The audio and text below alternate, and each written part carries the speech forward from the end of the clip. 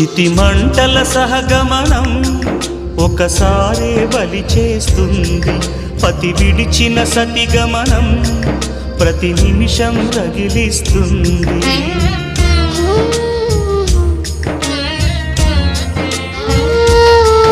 ఆ జ్వాలలతోనే జీవించేటి ధైర్యం అందిస్తూ ఓ బంధువులారా దీవించండి దీర్ఘ సహనమస్తు.